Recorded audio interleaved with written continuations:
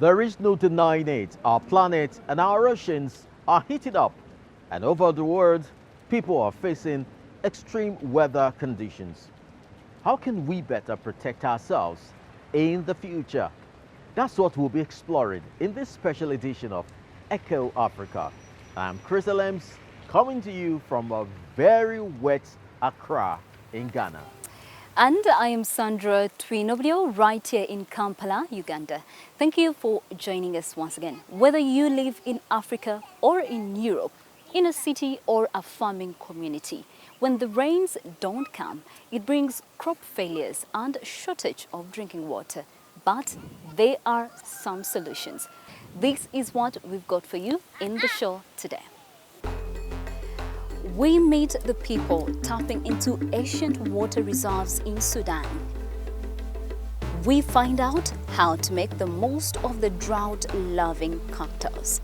And we see how Europe's biggest desalination plant aims to quench the thirst of Barcelona. Our first report takes us to an arid, crisis-ridden region, Sudan, where the ongoing conflict is wearing the people down, especially in the capital, Khartoum. It is the waves of drought that are really taking a toll on the population. Eco Africa ventured deep into the northern Sudan to learn more about a centuries-old underground treasure trove the people there are determined to preserve. The further north you go in Sudan, the more arid it gets. Hundreds of kilometers of desert. It is hard to believe, but beneath the sand is a huge reservoir of water stretching from Egypt through Sudan to Chad and Libya. Called the Nubian Sandstone Aquifer, it was discovered during the oil drilling in the 1950s. Geologist Abdallah Omar has been studying the aquifer for 20 years. In some places, its water lies close to the surface. Omar opened up this source in the Al Ga'ab region during the test drill in 2004. In the northern location, the depth is 60 meters or less. Can you imagine? One irrigation system that can irrigate 50 hectares. That's unique, and it indicates the powerful flow of the reservoir. Local villages such as Ga'ab al-Hasher have benefited most. Since the source's discovery 20 years ago, they have had regular access to water. Farmers like Abdul Hafiz Said have made the most of it. He owns fields covering several hundred hectares and can grow a wide range of fruits and vegetables, from fava beans to sorghum and alfalfa. This year, he's mainly grown wheat. In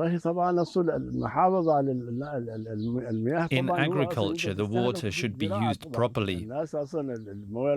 By that I mean, if you use advanced methods, new technologies, water can be saved. But if you use the traditional method, it consumes more. Abdul Hafiz Said can irrigate his fields regularly thanks to the wells he has built over the years. Each source cost him the equivalent of 450 euros, but after that, the villagers and the farmers get the water for free. The Nubian Sandstone Aquifer is the world's largest fossil water reservoir. That means that water accumulated here hundreds of thousands of years ago and became trapped underground. But the aquifer's water reserves are finite. While some areas have a very low recharge rate, others have none at all. Some researchers think the aquifer could last another 200 years, but that is neither certain nor is it a long time. Transitional agreements and a UN project aim to ensure water is used fairly and sustainably. Sudan's government agreed a new law on water use in 2022, overseen by the Ministry of Irrigation and Water Resources. So far, they have built 38 small wells for the public and 6 deep wells for research purposes. We studied the possibility of wheat production in the northern and River Nile states. We found out that we can grow more than 210,000 hectares of wheat in some areas using the water of the aquifer without causing a drop in water levels or impacting the aquifer. Up to now, the huge amounts of water stored in the aquifer have not been measurably depleted. Nevertheless, the region's population is growing in size, and the numbers of farmers and herders too. Geologist Abdallah Omer regularly visits the villages in the northern state to monitor water use.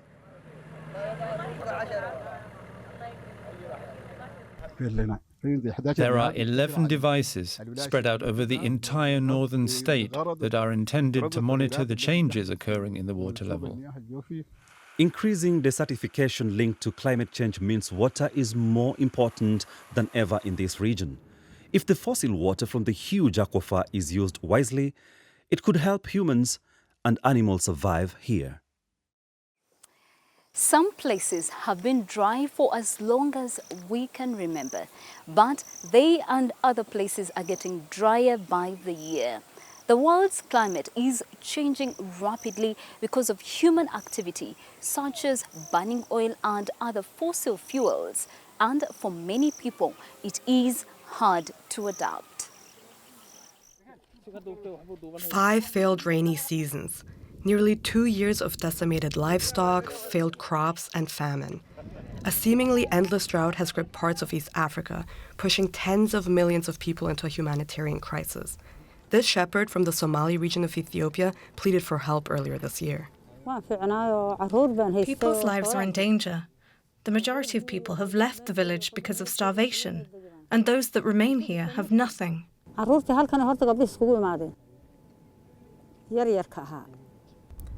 Extreme weather events like this drought have always existed, but they haven't always happened this frequently or this intensely. Scientists from different countries collaborated on an attribution study that found human-induced climate change is at play here in the Horn of Africa. It made conditions especially hot and especially dry. We found out that the drought in East Africa has been made exceptional by climate change. So basically what we are saying is without climate change, that magnitude of a drought would not have occurred. Many parts of the world are already at risk of drought, but the climate crisis is increasing this risk in some regions. Such as England, where a river in one of its wettest regions has run dry in some parts, or Taiwan, where bamboo crops are dwindling, or the western US, which has battled a mega drought for 20 years. But how exactly does this happen? When we burn fossil fuels, we release greenhouse gases that heat our atmosphere. That wreaks havoc when it comes to our weather patterns. It makes higher temperatures more likely all over the world. This month was the first time June temperatures went up more than 1.5 degrees Celsius compared to pre-industrial levels. That's a limit many countries have pledged not to surpass because it creates optimal conditions for disasters like droughts. Warmer temperatures typically mean greater basically a thirstier atmosphere, more evaporation from the surface, and drier conditions in soils and reservoirs. Climate change can also affect rainfall. Some regions may see less precipitation. Others may get more. But instead of having it fall evenly throughout the year, these regions may experience short and frequent bursts of heavy rain. And so what this means is that you basically get these kind of drier periods between rainfall events that allows for a longer period for the soils to dry down. And that can also increase drought risk and severity. When a drought does strike, it can last weeks, months, or even years. And that can become expensive quickly. Droughts have cost the global economy tens of billions of US dollars over the past decades. One water-intensive sector that is especially affected is agriculture. When crops fail, the effects can range from rising food prices to massive famines. Droughts can also affect the water supply of urban populations for their plumbing and electricity. In 2018, reserves in the South African city of Cape Town were so low that there were fears the city could run out of water altogether, a so-called day zero. These types of conditions can erase people's entire livelihoods, a situation many Ethiopian shepherds are currently struggling with. I don't know how to do anything other than being a nomadic shepherd. I'm not educated, and I don't know how to farm. This is the only way I know how to survive. In Somali, the shepherd's native language, the drought is called Zima. That means equal because droughts hit everyone equally. But what climate experts stress is that some communities have fewer resources to adapt. If we continue business as usual, if we don't realize that actually we are harming our planet, We are hurting the most vulnerable people. And it's up to top polluters to make sure that crises like these don't become even more likely. Water, just one more amazing thing the earth provides for us, as long as we use it sensibly. But even in areas where there is very little water, some life is able to thrive. We want to look at one particular plant that could prove surprisingly useful to us. No doubt, you've guessed it. If not, this week's Doing a Bit will give you the answer and a whole lot more.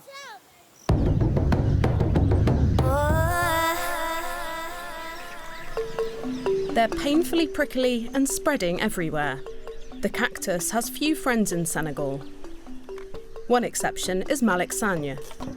The young scientist and ecologist can't get enough of the spiky succulents, which he says are full of potential. When the soil in his village of Femela became salinated, all the plants died except the cacti.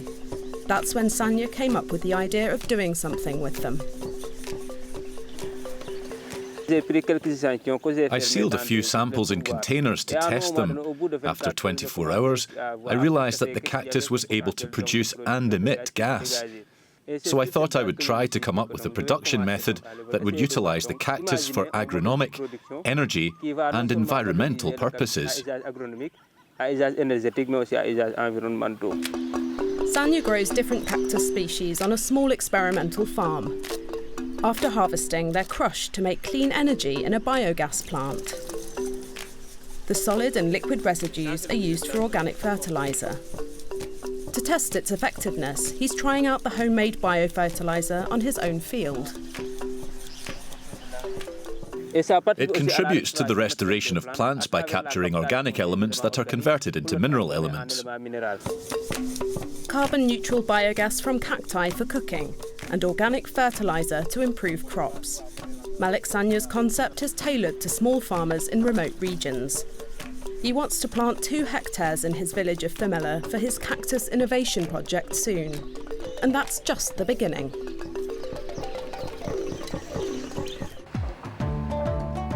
And how about you? If you're also doing your bit, tell us about it. Visit our website or send us a tweet. #DoingYourBit. We share your stories. It's not just cactuses that can cope well in dry soil. Many legumes like chickpeas are also drought resistant. But that's not only their attractive quality. Here in Africa, we have a lot of experience with extended dry spells. But in Europe, it is something new. That's right, Sandra. Scientists and some pioneering farms near the German capital of Berlin have now started the experimental cultivation of what's known as leguminous plants, and the results look promising. These farmers are preparing chickpea seeds for sowing. As the plant is not native to Central European soils, they need to add rhizobia bacteria to help it convert nitrogen from the air, which reduces the need for fertilizers. The farmers hope this simple tweak will allow them to grow more of the sustainable protein-rich plants from the legume family. With crops such as broad beans or peas, which are native here, the bacteria are already present in the soil. But with soybeans and chickpeas, the bacterial strain doesn't exist here yet. Legumes, which also include lentils, peanuts, alfalfa and clover, stand out in the plant world for being able to produce their own fertilizer with the aid of those special bacteria. That's why in Europe, crops like peas and beans were long a favorite with farmers, as they actively improve soil quality rather than leaching out nutrients. So these chickpeas are grown without artificial fertilizers, which are energy and emissions intensive to produce. Plus, if all goes well, the farmers can also do without artificial irrigation. The chickpea plant evolved in Middle Eastern climates and can get by with little rainfall. We try to plant them around 2.5 centimeters deep in moist earth to get the germination process going. And the advantage of this variety is that it loves dry soil. Chickpeas are not grown much here in Germany, but that could change in future, as human-induced climate change is causing hotter and drier weather. We're looking for legumes that we can easily market, and ones that are more heat and drought resistant than broad beans or peas. That's how we arrived at the chickpea. It's got a lot of uses and it's nutritious. And what better way to prove that point than with a trip to the village restaurant for lunch? On the menu today, chickpea curry with local classic asparagus. First, the chef brings out an appetizer, freshly baked bread with hummus, made using chickpeas from Bernhard von der Marwitz's farm.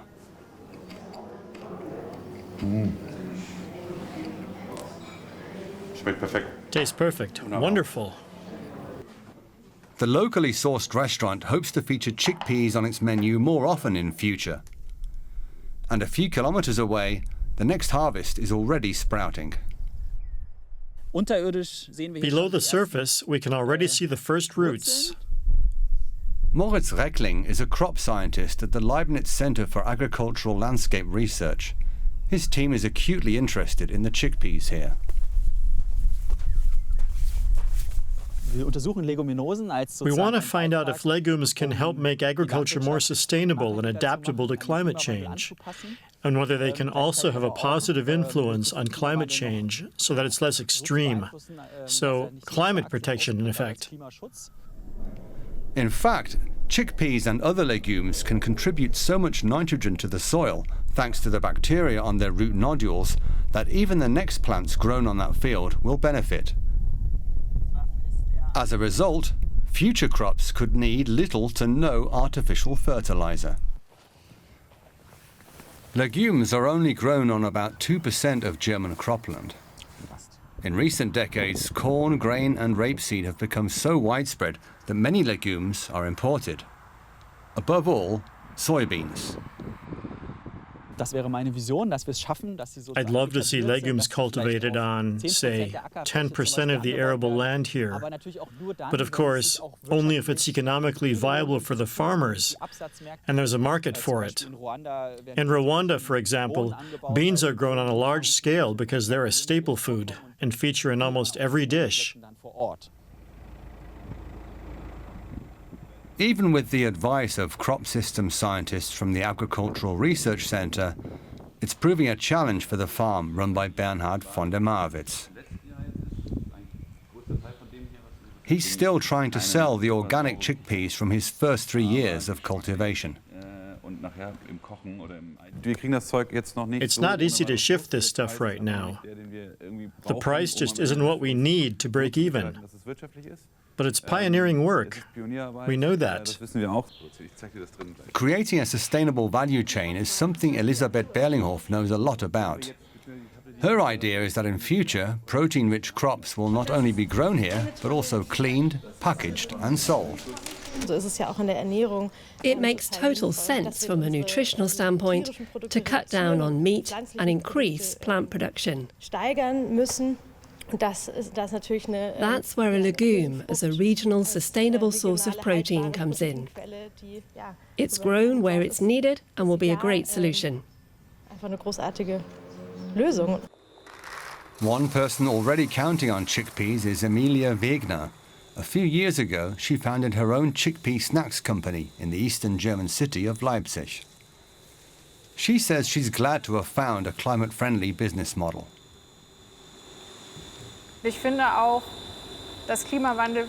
Climate change often leaves me feeling helpless. All you ever hear is how awful everything's going to be, and you rarely get any specific ideas for solutions. I found something with my business where I feel confident that I'm on the right path. And I'm promoting a group of plants that has the potential to counteract climate change. The next batch of crunchy, climate-friendly chickpeas is sent on its way to a big German supermarket chain. And Emilia Wegner is also hoping that that demand for all varieties of legume will catch on in Germany, and that farmers will be able to sustainably transform their fields while the time is ripe.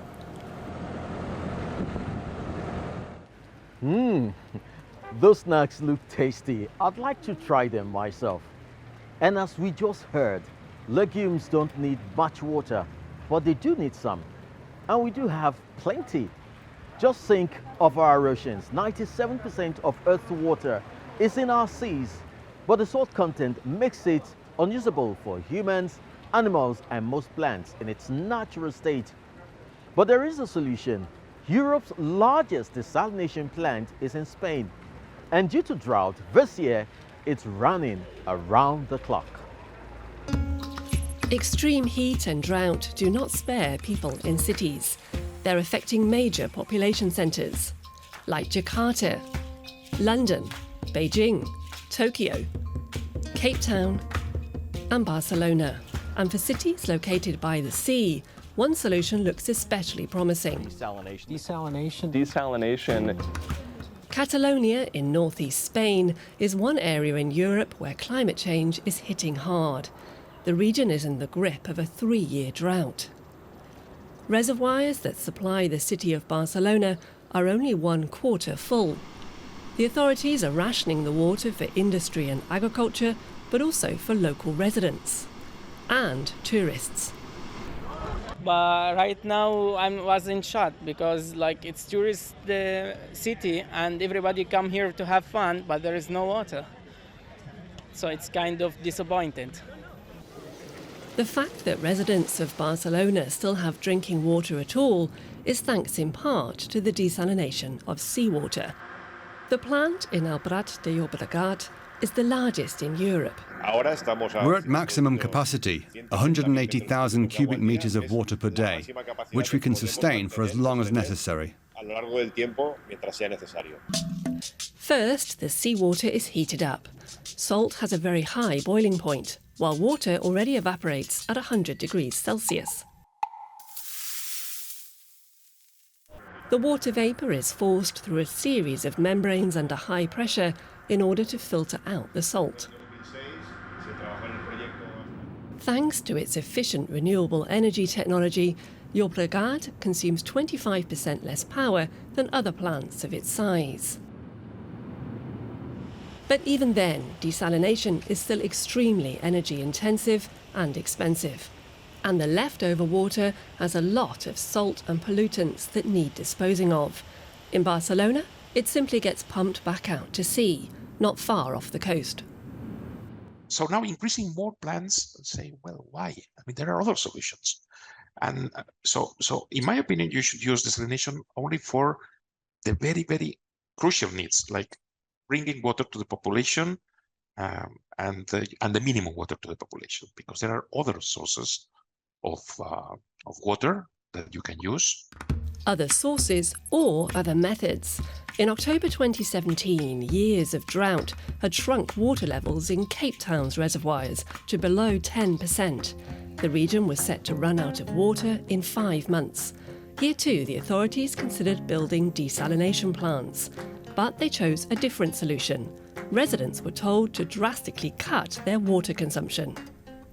No one should be showering more than twice a week. Turn the tap off. You have to save water as if your life depends on it. The city also invested in better wastewater treatment plants. Today, the dams are well filled and disaster has been averted, for now. Meanwhile, in Barcelona, attitudes are likewise changing. We cannot say, okay, we're going to build desalination to feed the 8 million Catalans plus the 20 million tourists plus whatever the agriculture and the industry, just with desalination plants. That will not work. Catalonia is now also looking to reduce its water usage. A recent study showed that hotels alone consume 12% of the available drinking water. Barcelona's tourists will also have to learn to use less, because in the end, water is not for fun, but for our survival. Our special edition has come to an end. I hope we've given you a few good ideas about ways to adapt to climate change. So long from me, Chris Lems in Accra, Ghana. See you next week, same time, same place. Until then, do stay in touch by visiting all our social media channels. For now, I am Sandra Twinobdio from Kampala, right here in Uganda.